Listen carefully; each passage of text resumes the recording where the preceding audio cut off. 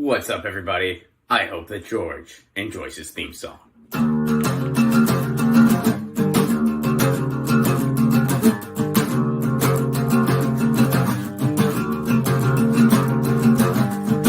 So you want to get right to the core.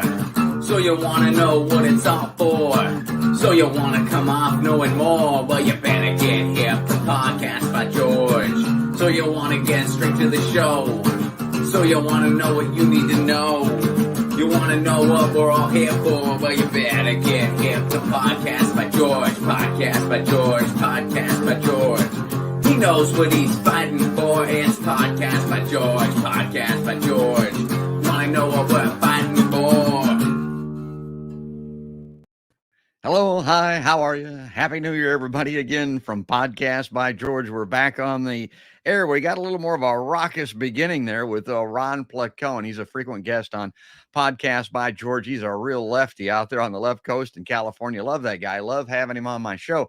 And, that podcast, that intro for my podcast, you may not care for the music. He did that in the stylings of Joe Strummer, and the Clash and that type of thing. He can do any kind of styling. You can get your own theme song, which is cool. If you go to ronplacone.com and then just join his Patreon it's a pay as you can type program. You can give him, $1 a month or something like that. You'll get your own theme song. It's kind of cool. So that's where that came from. And that's the great Ron Placone. That's where we're going to start now. We're kicking off the new year on Podcast by George. You saw the show with Laura Bellin, and before that with Matthew Ho. And as I've told everybody, I'm a little, I don't know, I've got some fear and foreboding maybe heading into the new year here. Fear and loathing, remember the great Hunter S. Thompson? That's kind of the way that I feel. It's kind of a depressing time of year. And I sit around and think what we've squandered, what we've lost. I can be a negative thinker just like everybody.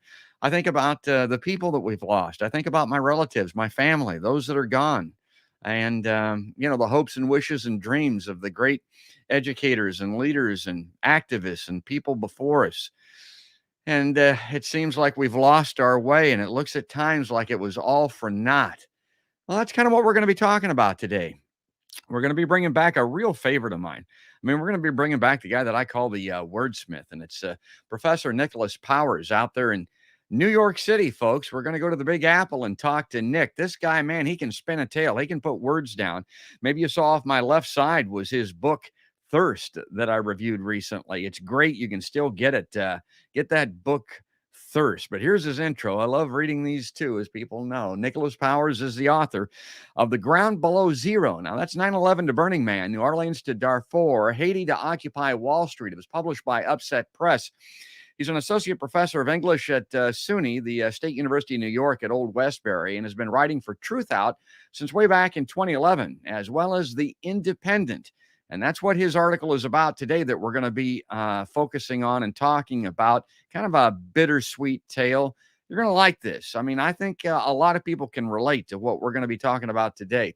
As I mentioned, he just authored a new book, and it's called Thirst.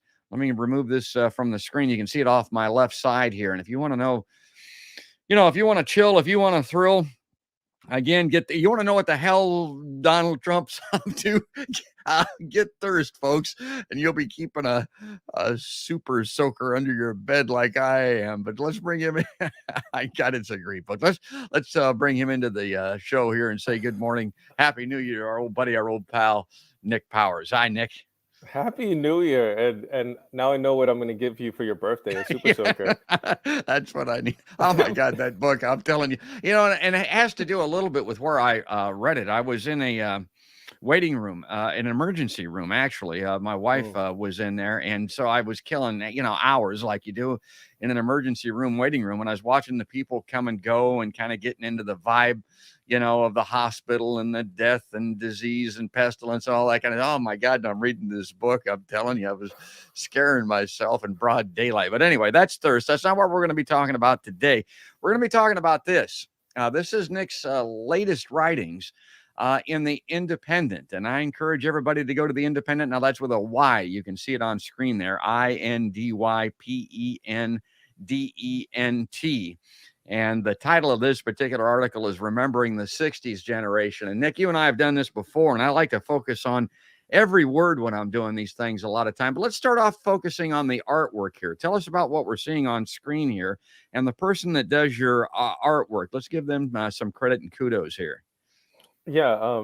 So his actually, it's Frank is the well. First of all, the image that you see is a kind of recolorized and deeply reddened image taken from my mom while she was doing an off-Broadway Shakespeare play.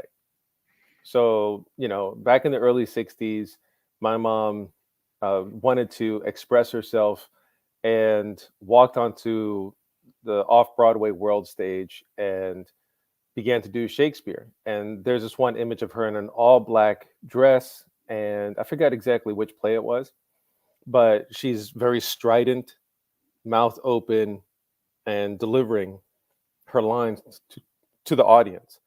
And what they did is they took that photo, and I told them about the stories of my mom's protesting the Vietnam War and being an activist in New York City. And so they took the fire red, which we often associate with protest, and then it's almost like they dipped that photo and animated it and made this illustration here. And then you see the words.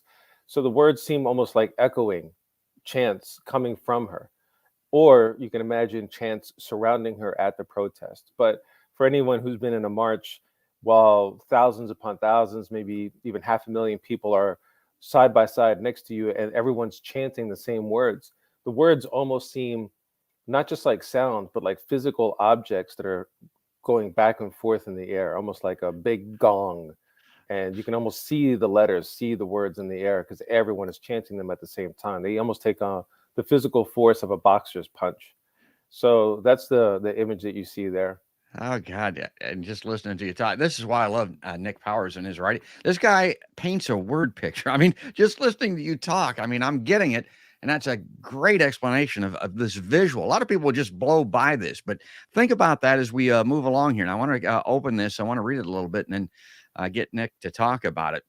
It says to open quote, "Let's go to the protest." This is Nick writing now. He says, "My aunt rolled her eyes. That's what your mom said.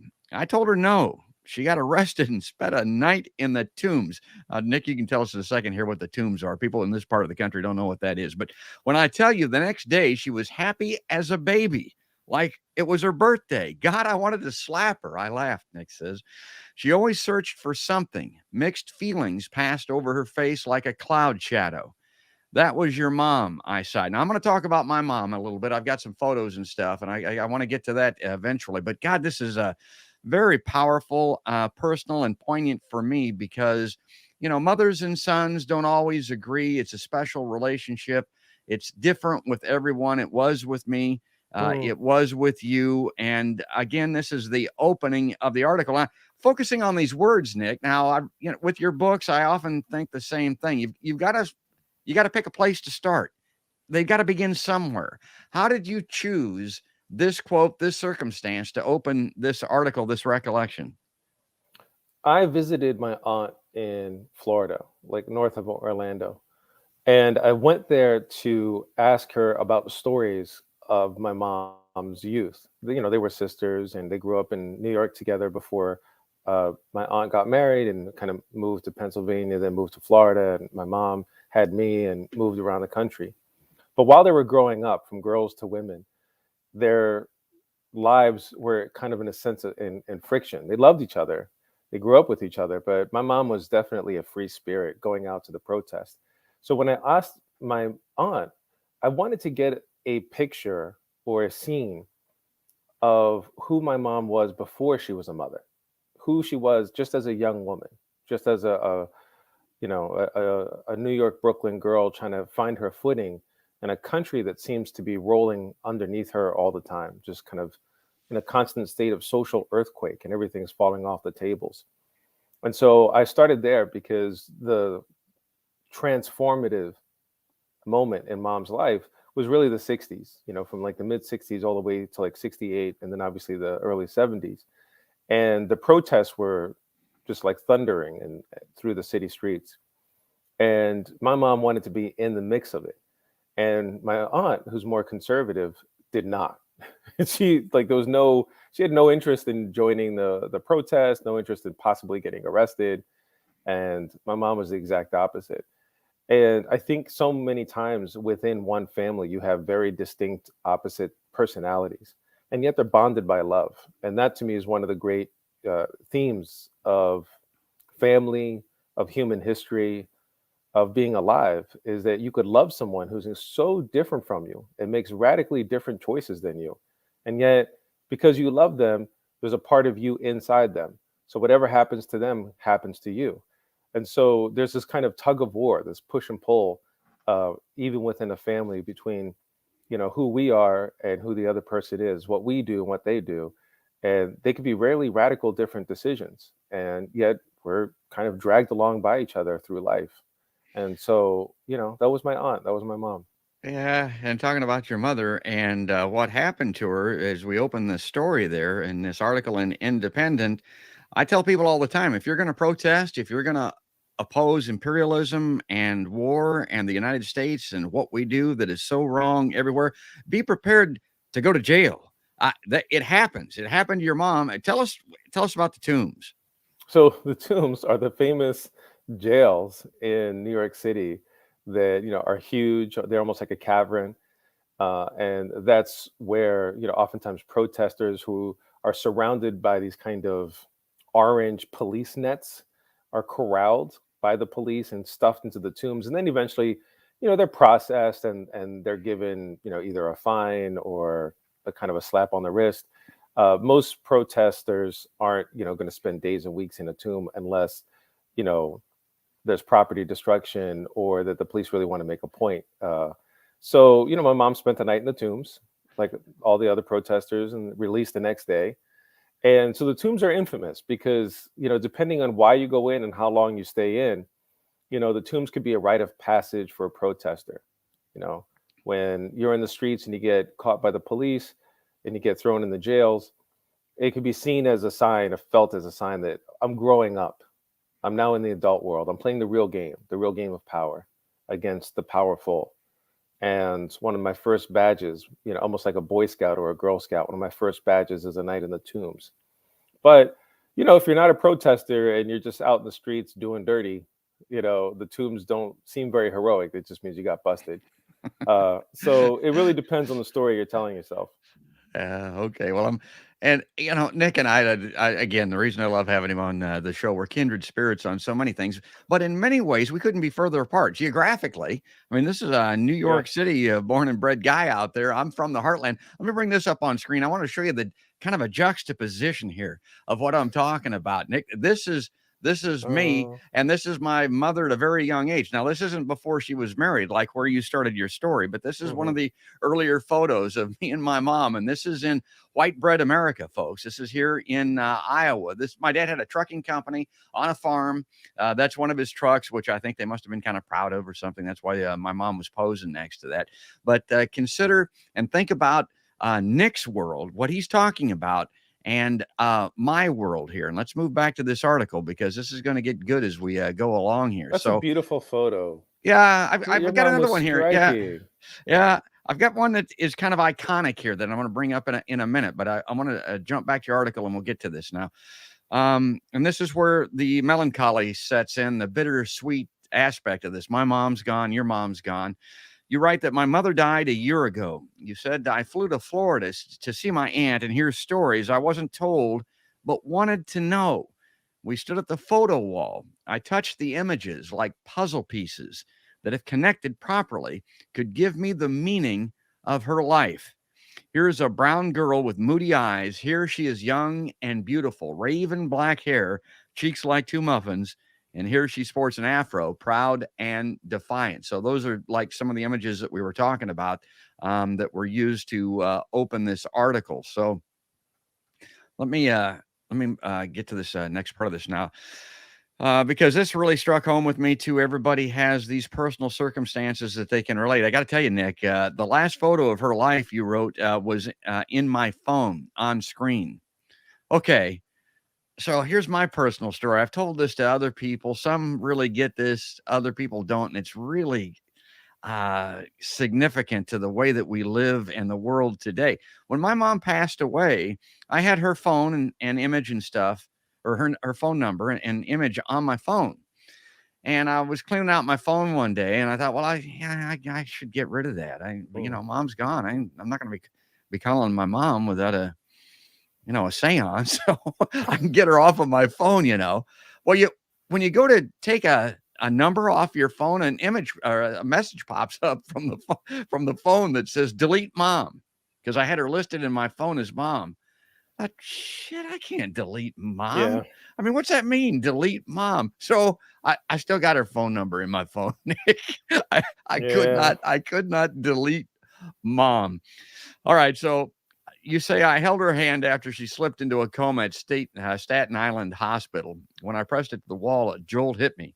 Many of her generation are dying. Friends and mentors are in wheelchairs or nursing homes. Celebrities from that era, like Muhammad Ali, a hero of mine, Sidney Poitier, another hero, show up in New York Times obituaries. Each death means the living memory of those years is lost. At some point, the last person who danced at Woodstock or threw rocks at the Days of Rage in Chicago will close their eyes forever, and we won't be able to see our past through them. And I need it now, maybe more than ever. My God, no truer words were ever spoken. I say on the show all the time, we can't know who we are. We can't know where we're going if we don't know where we've been. And that really, I got to believe, is the foundation for this writing. Thank you. Thank you. And yeah, I still have my mom's number and her Yeah. photos and her last messages in mine. And Yeah. I think it's a healthy archive of love to look at those messages. And every time I do, a slightly different angle of feeling rises. So I could feel the greater distance, the incremental day by day distance that grows between me and her life, or my life now and her death. And I could see her in slightly different ways because, we all change incrementally every day. And so I feel that I get to rediscover her a little bit when I take a look at those old messages.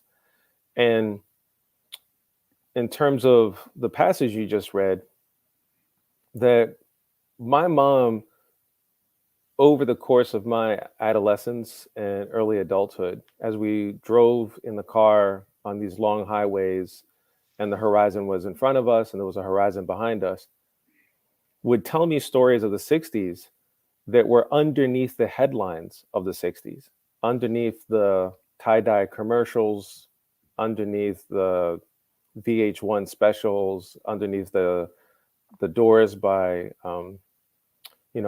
Hollywood, Oliver Stone, Yeah. that she would tell me the stories of her actual experience of the 60s and some of, the silliness of it, taking LSD and dancing at the clubs, um, going into the protest marches, going to Woodstock with her boyfriend at the time, getting separated and being fed and given water and people offering her soft, warm places to sleep, like in their tents or Volkswagen, having long, late night conversations up until the sunrise, dancing in the wet mud, sliding in the wet mud, dancing in the rain dance, and feeling like she was one amongst a great giant family of a couple 100,000 people.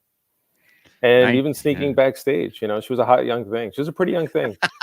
And, a pretty woman never has problems getting backstage at the concerts. And she was smoking weed with the musicians and then Wow. eventually leaving. And so she gave me the real 60s, both the absurdity of it. Sometimes she said that the activists, although mostly sincere, sometimes were almost like religious converts, but not to a religion, but to politics. And like a religious convert, they repeated the political mantras, the political slogans, over and over again. And she said sometimes she felt like there were these dolls that people pulled the string and they just kind of kept repeating the same thing over and over again. Yeah. And so she was just very honest that the 60s were a beautiful time done by sincere but slightly confused and bumbling people. That is a great way to sum it up. I got to admit, because I lived through that era. Let me bring this back on screen here and see if I can pick this up again. So that's that section that I just read. So you wrote, she's gone physically. The principles she fought for, they remain, which is why I can say here on this page, where imagination makes anything possible, that yes, she is alive and holding a fist in air. Looking over my shoulder, I see today's march has grown beyond one day or one cause or one time. Nearest walks Betty Friedan, and not far away is Pedro Alabus Campos. Okay, I wanted to jump in here on this part of it because I that rang a bell with me. This guy, he's a Puerto Rico activist that, again, he was a peace activist, an anti-imperialism activist down there. There was a big riot. A bunch of people got killed. This guy got stuck in prison. We were talking about going to jail for a long time. Talk about him a little bit, and I'm going to bring up a picture of him, Nick. Yeah, mostly I remember listening to some of his speeches when I was younger. And so he's a nationalist, and a nationalist, a Puerto Rican nationalist, like any nationalist, is someone who wants independence from a larger state, a larger nation, of which they're being controlled by. They want self determination. So he wanted Puerto Rico to be an independent state, its own nation, not a colony or a vassal of the United States, obviously not of Spain either. And so, as a nationalist, he was a shining symbol of hope for a lot of the poor peasants on the island. And he believed in the people. And what he gave to the people was an image of their own strength. So when he would stand up on, whether it was sacks of rice or beans, or sacks of flour, or a stage or a podium, he would declare to the people that you are strong enough to take your history into your own hands and that you can be a state. And so that was kind of, in a sense, his important gift to not just Puerto Rico, but really to people anywhere who are under the boot of a larger power and are seeking to not only rediscover their political freedom, but also to rediscover themselves and also rediscover their relationship to the land, to the ground, to the trees, to the air, to the river, and to know that they can determine their fate. So, obviously, then there's the jailing, the riots, and the many years that he endured. But mostly when I heard him speak, there's a certain tone that the nationalists have. And even if you peel off the word nationalist, there's just a certain timbre, a certain frequency um, in the voice of someone who is a channel. He's like channeling the hopes of the many people. So if you've ever had like a funnel and you pour water into the funnel and the water kind of comes out and it's like a thin little jet, imagine that all the unspoken desires of a people are like that big water that you're pouring in, the big part of the funnel. And it comes out in that small little jet. And that small little jet, that's the mouth of Campos. That's the mouth maybe of Malcolm X. For women's liberation, that's the mouth of Betty Friedan. For Stonewall, that's the mouth of the gay activist. For the workers, it's the mouth of, say, Karl Marx. In other words, that there's a tone of voice or tone of writing that comes when you soak up the unspoken desires of people and give them imagery and force and breath. And then your own heartbeat, your chest, your body becomes an instrument of the people. So when I heard him talk in those speeches, I was like, my God, this guy sounds like Malcolm X. He sounds like Martin Luther King. Yes. He sounds like anyone in history. If you can hear their voices, if it's recorded, anyone in history, like Fidel Castro at one point, not always, but he sounds like all the other nationalists, like all the other independence leaders, because it's just a tone of voice that is not unique, specific to him, not locked in him, but is really about the spirit. When you catch that spirit, that's what your voice sounds like. And that was, to me, fascinating. Pedro Havasu Campos. I don't know if I'm spelling or pronouncing that right, But but he's not going I'm to come glad. back from the grave and be like, George.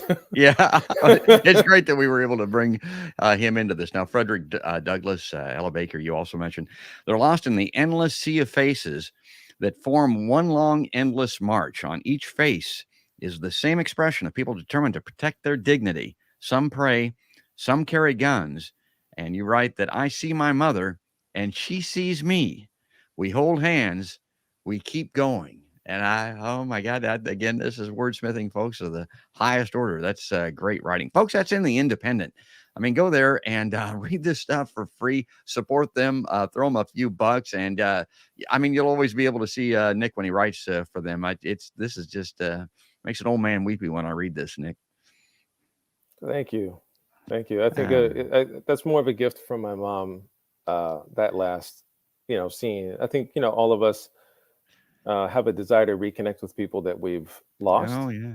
And I think that our dreams and also art, whether it's cinema, music, poetry, literature, manifestos, that art is a place where anything is possible. And I think that's where we can express those dreams to other people who then can say, I have had that dream in my heart too. And that's what lifts it up. So that's really kind of a gift from my mom. Good. Let me bring this back on screen. Now, this is this photo that I talked about. Nick and I are separated, by distance geographically, a little bit by age. I'm a little bit older than he is. His mother was a child of the 60s. My mother was more a child of the 50s. Hmm. And, but she had a young man growing up in her household, which would be me, folks, that looked like if they stretched that thing out a little bit further, was going to be called to Vietnam.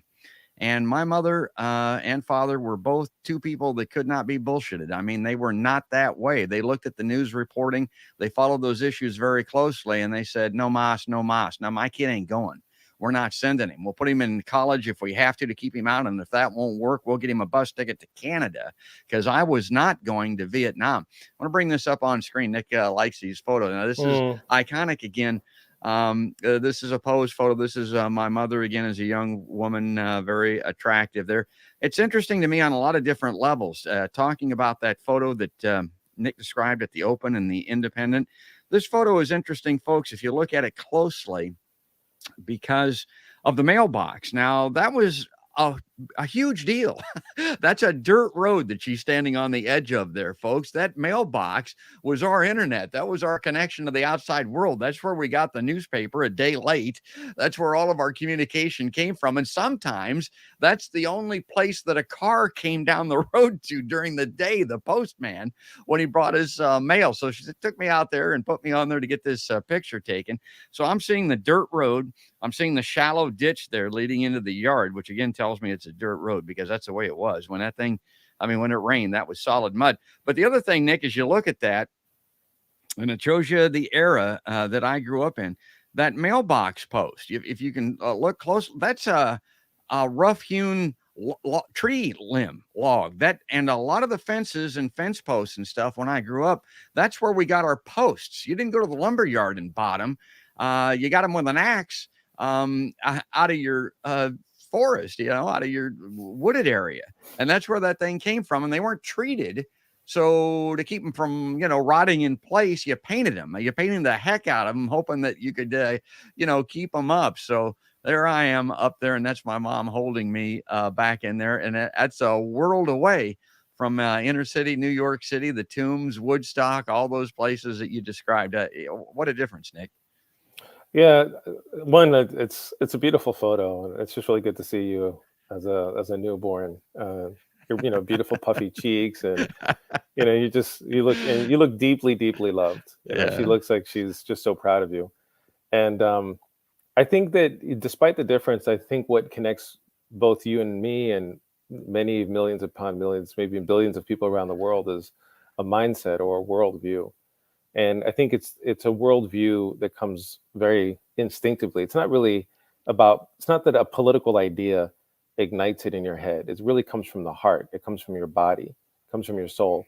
And it's a, f- a very fierce reaction against unfairness Mm. and people hiding behind badges judge robes, corporate suits, symbols of power, the language of authority. But behind the badge, behind the judge's robes, it's a greedy little person using their position Yeah. to put money in Really their a pocket, put money in their friends' pockets, even if it means taking money from people who don't have much. So I think underneath and before any of the ideas, it's just a deep, deep anger and rebellion against unfairness.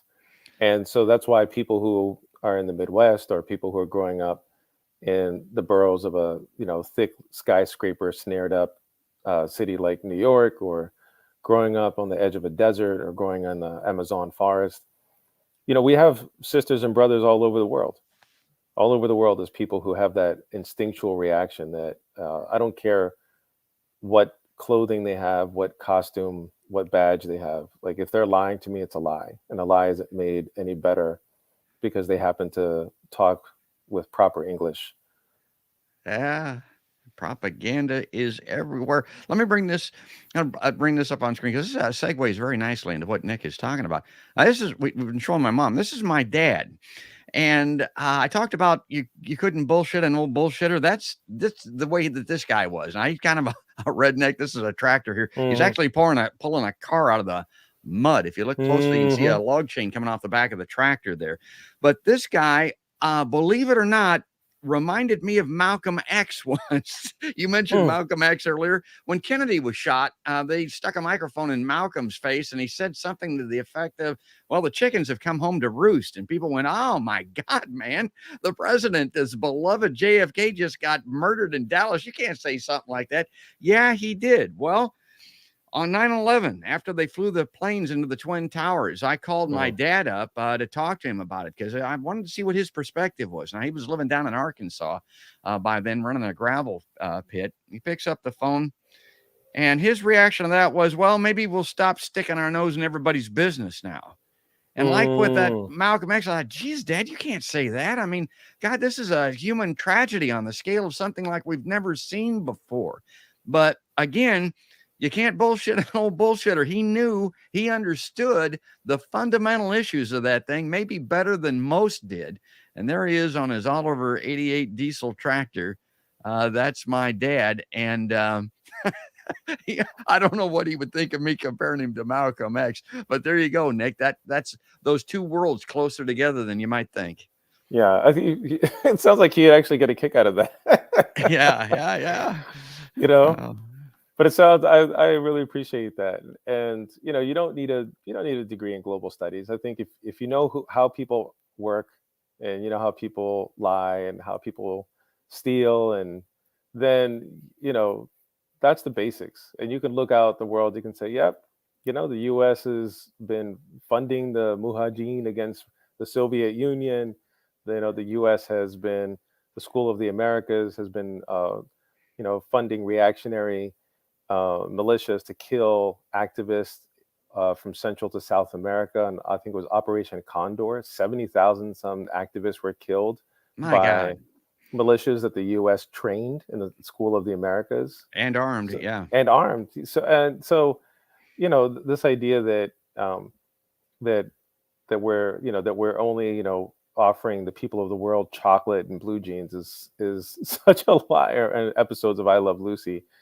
And I really appreciate that men like not just you, but really your father exist, because again, however you're separated by cities or the country, it's what unites us is a sensibility, a repulsion against bullshit, and Yes. kind of looking at the world for what it really is. And but more than that, when your father said that to you on the phone, just like when Malcolm said that in front of the microphone, more than just being able to see the truth is not respecting the bullshit, respecting the truth, and having the courage to just say it. And yet, having the courage to say it, but not fetishizing yourself, not patting yourself on the back, just saying, this is just the truth. Mm. And it doesn't make me a big hero. It doesn't make me a prophet or a wizard. I'm just Joe Schmo, and I don't need to be anything special to see the truth. It's just right there. It's just more having the courage to say it.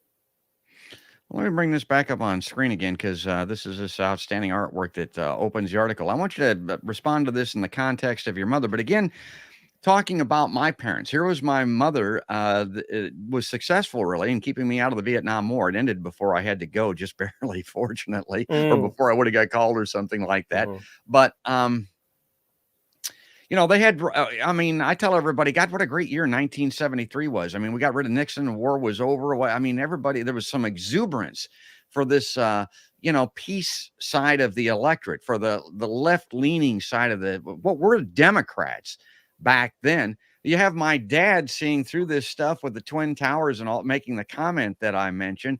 But then, Nick, I look around and I look at what your mother was doing, and I think, again, this is where the melancholy part of this new year comes into play. I mean, would they be disappointed? Would they be considering themselves to be failures to a certain extent? Because look where we are right now. Look at what's happening.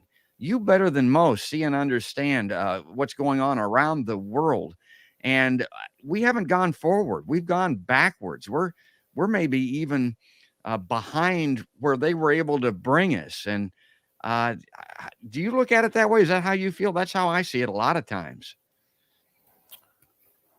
No, I sometimes, what I try to do is realize that I have a roller coaster of feelings. Sometimes I feel very euphoric and hopeful. And when I see a protest that goes well, triumphant. And then sometimes I feel despair, or that there's another hurricane, there's another drought. Poor people are bundled up at the border begging to come in. And this country which has so much money and so much open space is debating how much their humanity is worth. So I know that my emotions can go up and down depending on what I'm reading, what I'm looking at. And then the scholar part of me says, okay, your emotions are going to go up and down, but emotions are not reality. You have to look at what's actually happening and try to get as much information as you can to get a clear picture. In other words, like, why get upset or why get very happy about something that can be a one-sided view? You should really try to take a look at as many sides as possible and get a accurate portrait. So what I see right now is that there is a rising generation of youth, Sunrise Rebellion, Extinction, Sunrise Movement, the Extinction Rebellion movement. There is just an increasing awareness, both in popular culture and with political consequences, of global warming, and that we have to start changing how we consume, mostly our meat, how we drive, our transportation, the carbon and exhaust that's coming out of our trucks and cars, how we have to change the way we produce energy. So there's that. There's also a sense that there is a great anger coming from the conservative parts of our country, because the country seems to be changing in terms of, the color of faces, the languages it speaks, more Spanish, more Mandarin in the Chinatowns, more Latino immigrants deeper into the suburbs. And so there are conservative kind of this reaction. And on top of all that, there's a sense of fear that inflation is going to make all of the money that we have into useless little numbers like confetti. It's going to turn our dollar bills into confetti. So there's all this fear that's rising. And yet, I remember that thing with Franklin Roosevelt, because there's nothing to fear except Yeah. fear itself. Yeah. Uh, Irrational, unyielding fear, which paralyzes the much needed will to action. And so for me, my experience is that as a reporter who's gone into war zones, as a reporter who's gone into earthquake struck Haiti, Port-au-Prince, where there was crumbled buildings that were still falling on people and bodies everywhere, and there was a lot of fear. Or when I reported from New Orleans and there was bloated, gaseous corpses floating on the riptide in a downtown city because it was flooded, and these men were panicked trying to rescue people. Mm. And one thing that I've come away from, and then going to Puerto Rico after the hurricane hit and seeing people stranded up in the hills. And the one thing that I've seen over and over again in my different reportings from disaster zones, and I'm sure I'm going to go back probably pretty soon now that my son is old enough to, be a little bit more on his own, that we are at our very best when things are worst. Mm. And when I was in New Orleans, so many times, when I was in Haiti, so many times, and in Puerto Rico after Hurricane Maria, so many times I saw men who were working around the clock without sleep, without food, to rescue the helpless. So in New Orleans, I saw the phalanx of men around a boat trying to get a sunburnt mother and dehydrated baby back to the hospital. And when I looked at the faces of the men, it wasn't this bravado. It wasn't this machismo at all. They weren't like, "Oh, we're heroes." It was exact opposite. The look on the faces of those men is look of we're failing. It was of this impassioned despair that why isn't this kid in the hospital already? Why isn't this mom, it's being seen in the hospital? We're failing. They should already be there. And so they just kept pushing and pushing themselves. And in every scene I went to, what I saw was that people were at their very best when things were worst. And that they were using the people who had the strength were using that strength to help those who couldn't be helped. And that was the best of the human spirit. So what I think is that spirit, when it ignites, can become very uncontrollable and spread across like a wildfire. Because once you feel that passion that comes from helping other people who are really stuck in a bad place, then you transform into a version of yourself that you never thought possible. And once that transformation takes place, you can't really go back. And you begin to look at your former life and start seeing that so many of the things you thought were important were trivial.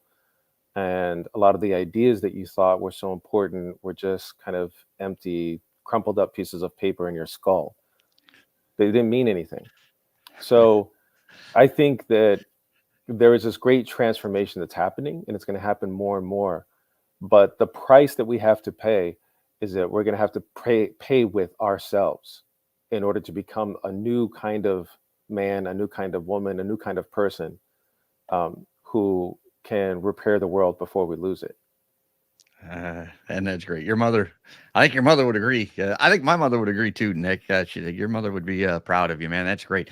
Well, I'm going to close up shop. I just love reading those articles. I like reading them aloud. I mean, they Mhm. translate very well to the spoken word too. That stuff is great. It's like poetry prose. I don't know how to explain it exactly. I'm going to give you a last word here, Nick. You can talk about anything you want to here at the close, except for Donald Trump. I've had enough of Captain Bud Crunch. As long as you don't talk about Trump, you can talk about this article. You can talk about stuff you're working on, whatever you want to talk about here. Yeah. The platform is yours. Thank you.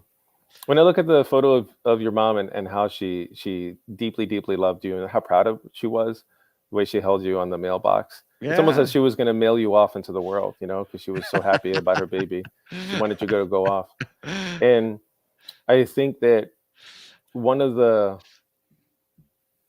the great experiences of the 60s was the free love movement. But my mom translated free love into motherhood by giving me a very different love as a child. So her growing up, the family was very kind of authoritarian, very discipline based, old school. Children were seen, not heard. And what she did is that she poured the 60s into me by being present, listening to me, asking me about how school was, giving me hugs and kisses, running around the living room with water guns and dancing in the living room with her favorite albums, and at night, kind of falling asleep with me on her chest as the static on the TV was playing. And what I think is that one of the most powerful ways that we can plan for the future is by pouring as much love as we can into our kids, because that security that love is always there, is always abundant. It's like pouring a lot of love into a small little cup, and that cup is going to overwhelm. It's going to, fill. It's going to spill over, and then eventually those kids grow up and they become a big cup. And what they do is that they're able to contain all of that love that you've given them over the years, because they're larger than us now. We who are older are going to get smaller and pass away. But then they can take all of that love that we've given them, and now they can be the ones to pour it into others. And so I think, if you see someone who's young and or a baby, and the younger they are, the more love pour into them. And if you do that, I think you're going to have the future that you want. Ah, God, that's great. That's one of the best closes, maybe the best close ever for the show. That's wonderful, folks. That's Nicholas Powers. He's the author of The Ground Below Zero, 9/11 to Burning Man, New Orleans to Darfur, Haiti to Occupy Wall Street.